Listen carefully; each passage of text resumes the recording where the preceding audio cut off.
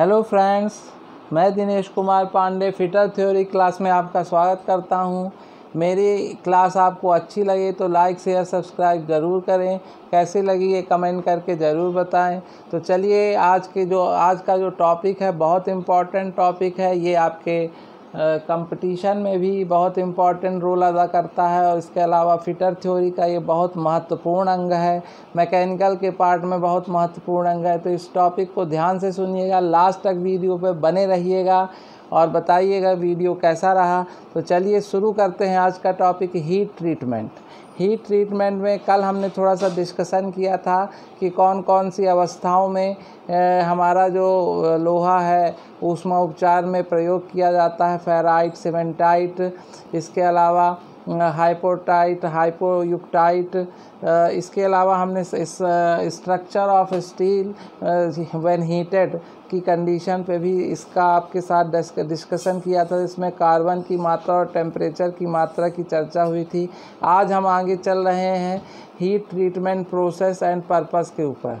चूँकि तपतन या हीटिंग एवं शीतलन में इस्पात की संरचना में परिवर्तन होता है, इसलिए उचित उपचारों से उसके गुणों को काफ़ी हद तक बदला जा सकता है। विभिन्न प्रकार के ऊष्मा उपचार एवं उनके प्रयोजन निम्नलिखित हैं।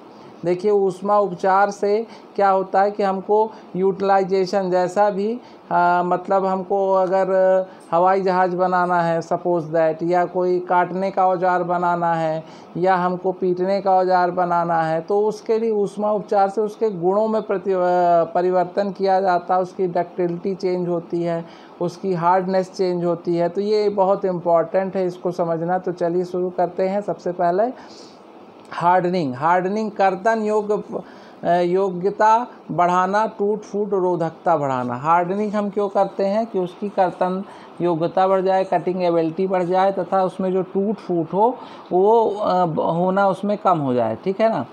पाइनीकरण या टेम्परिंग, कठोरता से उत्पन्न अत्यधिक भंगुरता को किसी सीमा तक हटाना। अगर हम टेम्परिंग करते हैं तो टेम्परिंग का फ़ायदा क्या है कि जो भंगुरता है ना, वो कुछ निश्चित स्तर तक हमारी भंगुरता बच जाएगी। ठीक है। चीमड़पन, टफनेस पैदा करना, झटका रोधी बनाना, ये सब हीट ट्रीटमेंट के में बहुत इम्पॉर्टेंट रोल अदा करते हैं। एनलिंग प्रतिबल एवं विकृति दूर करता है। ठीक है ना। विकृति कठोरता को समाप्त करता है। मशीन योग्यता को सुधारता है। इस्पात को मुलायम बनाता है। एनलिंग का उद्देश्य क्या है आप देख सकते हैं।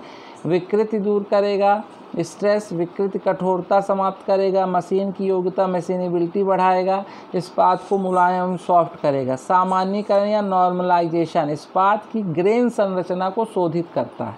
तो ये इसका मेन प्रयोजन है ऊष्मा उपचार का, बहुत इम्पॉर्टेंट है। तो चलिए आइए इसके बारे में और पढ़ते हैं। तो सबसे पहले यहाँ पे हम जानकारी लेते हैं लोअर क्रिटिकल टेम्परेचर की। जिस तापमान पर जिस पर ऑस्टेनाइट के लिए परिवर्तन आरंभ होता है 723 डिग्री सेंटीग्रेड, वह सभी सादा प्लेन कार्बन स्टील का निचला महत्वपूर्ण तापमान कहलाता है। आप देख सकते हैं यहाँ पे UCT और LCT है ना, अपर क्रिटिकल टेम्परेचर और लोअर क्रिटिकल टेम्परेचर का यहाँ पे आपको ग्राफ में दिखाया गया है, जिस पे आप देख सकते हैं 900 और यहाँ पे 723 लोअर क्रिटिकल टेम्परेचर दर्शाया गया है। कार्बन की मात्रा दर्शाई गई है एक तरफ। तो इस ग्राफ से आप ऊपर के अपर क्रिटिकल टेम्परेचर के या ऊपरी क्रांतिक तापमान को समझ सकते हैं। जिस तापमान पर स्टील की संरचना पूर्णतः ऑस्टेनाइट में परिवर्तित हो जाती है, उसे ऊपरी क्रांतिक तापमान कहा जाता है। किस स्थिति में? जहाँ पर जो स्टील की संरचना है वो ऑस्टेनाइट में परिवर्तित हो जाएगी, उसको हम क्या कहेंगे?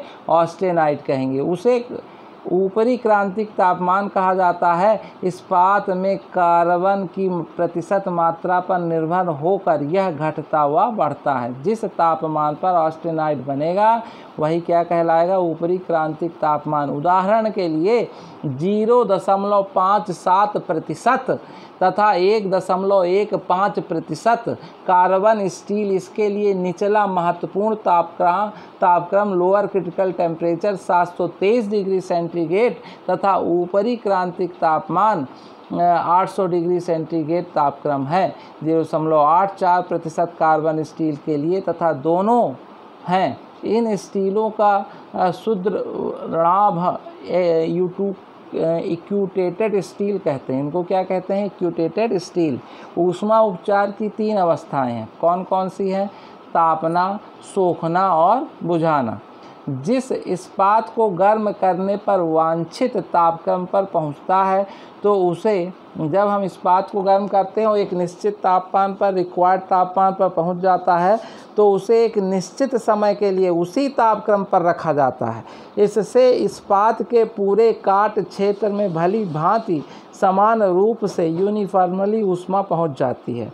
इस प्रकार को हम क्या कहेंगे? सोकिंग कहेंगे या सोखना कहेंगे। देख लीजिए, सोखने को समझ लीजिए ढंग से।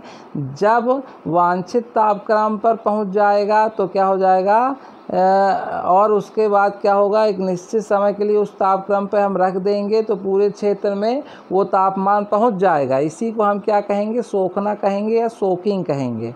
इस्पात का तापन हीटिंग स्टील, यह भट्ठी के चयन, तपतन के लिए प्रयुक्त ईंधन, समय अंतराल तथा पुर्जों की वांछित तापक्रम तक लाने के नियंत्रण पर निर्भर होता है।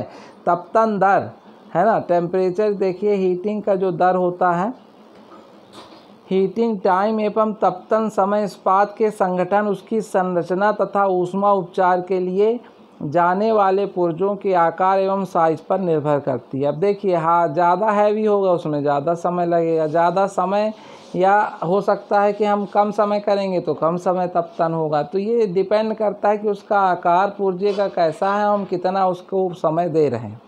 सोखने का समय, सोकिंग टाइम, यह इस्पात के अनुप्रस्थ काट तथा रासायनिक संगठन, भट्ठी में चार्ज की मात्रा तथा भट्ठी में चार्ज की व्यवस्था आदि पर निर्भर करता है।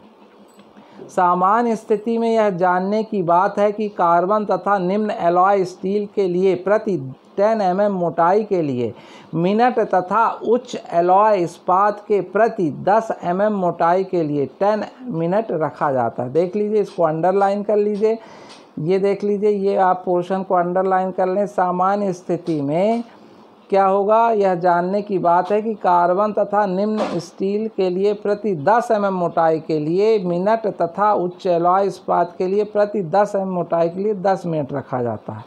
प्रतितप्तन, प्री हीटिंग, इस्पात को कम तापक्रम पर 600 डिग्री सेंटीग्रेड तक जहां तक संभव हो सके धीरे धीरे प्रतितप्तन करना चाहिए। कितने डिग्री सेंटीग्रेड तक? 600 डिग्री सेंटीग्रेड तक, ध्यान रखिएगा, अंडरलाइन कर लीजिए। क्वेंचिंग, ठंडा करना, वांछित शीतलन, रिक्वायर्ड कूलिंग की गंभीरता के आधार पर ठंडा करने के लिए विभिन्न माध्यम का प्रयोग किया जाता है। सबसे अधिक प्रचलित बुझाने का माध्यम है ब्राइन घोल, जल, तेल, वायु। ब्राइन घोल सर्वाधिक शीतलन दर प्रदान करता है जबकि वायु सबसे कम। ब्राइन घोल सोडियम क्लोराइड अधिक गंभीरता से बुझाता है। ध्यान रखिएगा, ब्राइन घोल, ये नाम आपको पूछा जा सकता है, सोडियम क्लोराइड, ठीक है ना, अधिक गंभीरता से बुझाता है क्योंकि इसका उबलांक, बॉइलिंग पॉइंट शुद्ध जल से अधिक होता है तथा तपतन के कारण धातु की सतह पर जमी परत नमक के कारण हट जाती है। इससे ऊष्मा उपचारित होने वाली धातु की सतह बुझाने वाले माध्यम के अधिक संपर्क, बेटर कांटेक्ट में बनी रहती है। सादा कार्बन इस्पात के लिए जल का प्रयोग सामान्यतः किया जाता है। अंडरलाइन करिएगा, जो कार्बन इस्पात होता है, ठीक है ना, सादा कार्बन, कौन सा कार्बन इस्पात? सादा कार्बन इस्पात, ठीक है ना, उसके लिए जल का प्रयोग हम करते हैं, ठीक है ना। ये देखिए, इसके बाद बुझाने के माध्यम प्रयोग करते समय कार को हिलाते रहना चाहिए, इससे शीतलन दर में वृद्धि होती है। बुझाने वाले तेल, क्वेंचिंग ऑयल जो रहता है, श्यानता, विस्कोसिटी कम होनी चाहिए। इस उद्देश्य के लिए साधारण स्नेहक तेल, ऑर्डिनरी लुब्रिकेशन ऑयल का प्रयोग नहीं करना चाहिए। व्यावसायिक रूप से कॉमर्शियली विशेष प्रकार के बुझाने वाले तेल उपलब्ध हैं जो तेज से वह सामान्य रूप से शीतलन, कम धुएं व आग की कम संभावना के साथ उपलब्ध है। एलॉय इस्पात के लिए ज़्यादातर तेल का प्रयोग किया जाता है। किसके लिए तेल का प्रयोग किया जाता है? एलॉय इस्पात के लिए, जहाँ पर सादा कार्बन इस्पात अपेक्षा शीतलन दर कम होते हैं। इस प्रकार के एलॉय इस्पात के कठोरण के लिए ठंडी वायु का प्रयोग किया जाता है। ठीक है ना। तो कुछ विशेष प्रकार के एलॉय इस्पात होते हैं जहाँ पे हम ठंडी हवा या कूल एयर का उपयोग करते हैं। आगे बढ़ते हैं। हार्डनिंग और कार्बन स्टील, कार्बन इस्पात का कठोरण। देखिए, सबसे पहले हम समझें कि कठोरण है क्या। What is the hardening? कठोरण एक ऊष्मा उपचार की विधि है जिसमें इस्पात को ऊपरी क्रांतिक तापमान UCT, है ना, अपर क्रिटिकल टेम्परेचर सीमा में 30 डिग्री से 50 डिग्री सेंटीग्रेड ऊपर तक गर्म किया जाता है। पूरे काट क्षेत्र में एक समान तापक्रम बनाए रखने के लिए सोखने का समय दिया जाता है।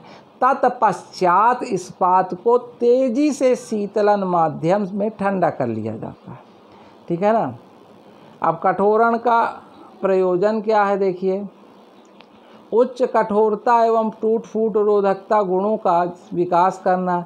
कठोरण से इस्पात के अन्य यांत्रिक गुण जैसे सामर्थ्य, चीमड़पन तथा तन्यता आदि प्रभावित होती है। कठोरण से कर्तन योग्यता बढ़ती है।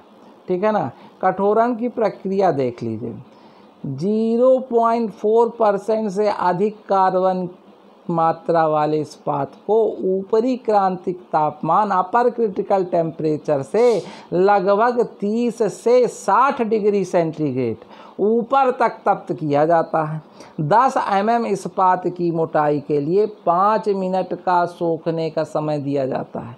इसके पश्चात इस्पात को उसकी संरचना तथा आपेक्षिक कठोरण के आधार पर किसी उचित माध्यम जैसे तेल, ब्राइन तथा वायु में तेजी से ठंडा किया जाता है। ये देख सकते हैं, आपको यहाँ पर इसका विशेष डायग्राम दिया हुआ है। इसको आप देखिए, इस पे देखिए दिया हुआ इधर टेम्परेचर बढ़ता हुआ आपको दिखाई दे रहा है। यहाँ पे आप देख सकते हैं 950 डिग्री सेंटीग्रेड दिया है, ऊपर 980 डिग्री सेंटीग्रेड दिया है, UCT दिया हुआ है, LCT 700 पे दिया हुआ है, यहाँ 780 और 750 दिया है। 0.85% कार्बन यूटेक्टाइड पॉइंट दिया हुआ है। आप देख सकते हैं हार्डनिंग टेम्परेचर कौन सा है, ये भी आप देख पा रहे हैं, जो 950 से 980 के बीच में है। ठीक है ना। तो इस तरह से कार्बन की मात्रा के ऊपर ये सारी चीज़ें निर्भर करती हैं। कठोर इस्पात की टेम्परिंग करना, ये हम अगले वीडियो में सीखेंगे। आज का वीडियो अगर आपको अच्छा लगा तो लाइक शेयर सब्सक्राइब ज़रूर करें। आप लोगों का वीडियो देखने के लिए, सुनने के लिए बहुत बहुत धन्यवाद।